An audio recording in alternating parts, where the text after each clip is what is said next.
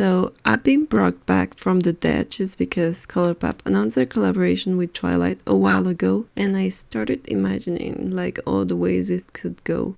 And when I saw the palette, I thought it was a little underwhelming, but then it sold out, and now I'm like, oh, maybe it wasn't that bad. But the more I think about it, the more I realize I do have those mattes, and I like Colourpop just because of their mattes. So far, their shimmers are just okay, but not something that makes me buy a palette because of their shimmers. So I've decided to just dip it out and see where that gets me. By the way, I've watched enough Faces by Gina content over on Instagram that I've convinced myself I needed to arrange my mattes by color, and it's so freaking useful. She also has her shimmers arranged, I think, and I'm just not ready for that because, oh my god, multi-chromes are a whole thing. I don't think I could handle it. Anyways, let's just jump into the dupe, and let me tell you, I went through so many options that I decided to just cut them and go straight to the finalists. So here they are. For the shade Edward, I picked Angels by Vanessa Myricks because it's my absolute favorite, just white sparkly shade. It's like there's nothing to it, it's just a white shade and it's sparkly. And tell me this is not the skin of a killer. And now for the shade Unconditionally. This is Copy Ninja from Colourpop. And no, I didn't have any sparkle left over. This is just one of their mattes that has a little sparkle on them. In my experience, they work pretty well as mattes alone. This is the shade Star Cowgirl from Urban Decay, and I chose it for prom night. It's just your standard sparkly champagne shade, and it looks so pretty in here. Next, I chose Perry from Give Me Glow to replace Immortal. On the palette, that looks like a very sparkly shade, but I thought a metallic would work better, and also I don't have that kind of like sparkly purpley shade. Next, this is Fancy That from Colourpop, and it's going to replace Ice Cold. And you'd think with such a name that would be like a whitish blue or something, but the swatches that I've seen are like this goldy shade, and I think this one fits the bill.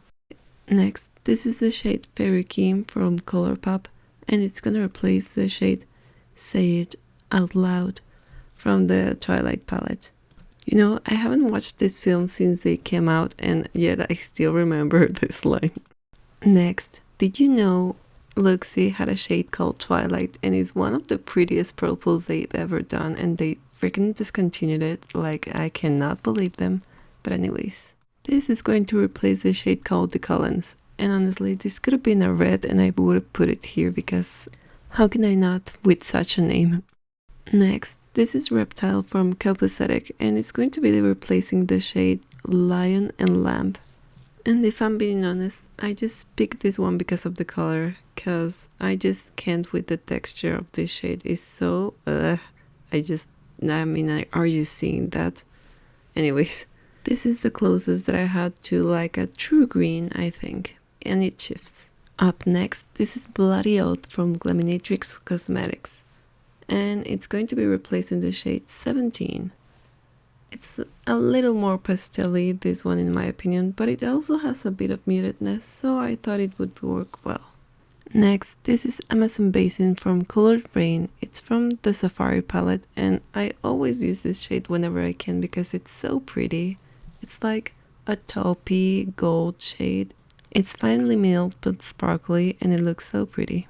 Next, this is Jungle, also from the Safari palette, and it's just a deep green that has a bit of grayness in there. Next, this is Vespa from Colourpop's Limoncello palette, and it's just a basic brown, not much going on in here for the shade Bella.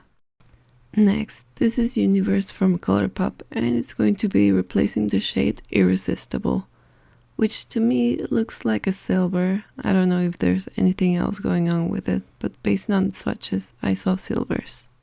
Next, for Irrevocably, this is La Festa by Colourpop themselves, and I swear this is going to be the same color because they've used this color a few times and it's so pretty. Next, this is Hide and Seek from Colourpop themselves, and it's going to be replacing the shade Forever Young in the Twilight palette.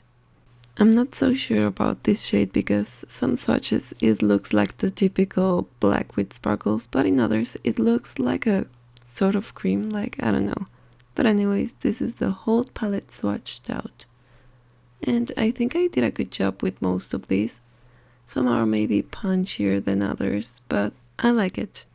So Colourpop really struck gold with this collab, because people have such strong feelings about this franchise. Me, not so much. And it's weird because I was in high school when it came out and I was in my emo phase, and even then I didn't even hear about it. I just saw the trailer was at the very top of YouTube search, so I watched it and I actually thought it was gonna be like an action horror movie. So I told my sister we should go watch it, and then I was underwhelmed when I realized it was a teen romance movie. But it gained popularity and I went to see them all in theater. I actually haven't rewatched them since then, so these films remain like in my teenage years. I'm already done for looks, and while I think they have a similar vibe, they're not exactly the same and I think I could do more. So it's a nice color story, I should say. I took the opportunity to arrange them by color the way I see it, and I think it's actually quite a genius color story because it's a side of neutrals with the majority being colorful. Like if I covered these 6 shades, you can see that. Seeing it like this actually reminds me of that Nomad palette from the West. I don't remember its name, but it's giving me the vibes. So it's not that unique, but it's not something that you see quite often, and it's a very approachable for the masses, so there's no wonder why it's sold out. A little thing that stops me from getting this palette is actually Colourpop's packaging, because they have this very pretty outside to the palette, and then where the pen sit is also very well designed. But then you look up and there's the characters, and they have a little elevation so the shadow will stick there. I don't know if you can see it, but that will happen, and I think they do this so they won't be as useful for custom palettes. And I swear they only do this for the collabs, because here's the Star Wars palette. It looks so sleek on the outside, and then on the inside it's even prettier for the pens. They look so good.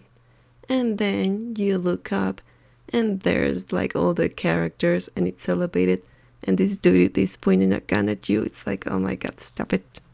And this is not just because I'm not too into these franchises, because if they were doing something I liked, I would rather see like the design reflect the characters rather than just have the characters slapped on there. But I know that's just personal preference. But anyways, rant over. What do you think about this? Do you like Twilight? Do you like how they represented it? Or are you team there should have been a red, there should have been skin of a killer? Me, I'm just gonna say they're totally gonna do one for Eclipse and all the others, because they had such success they would be dumb not to.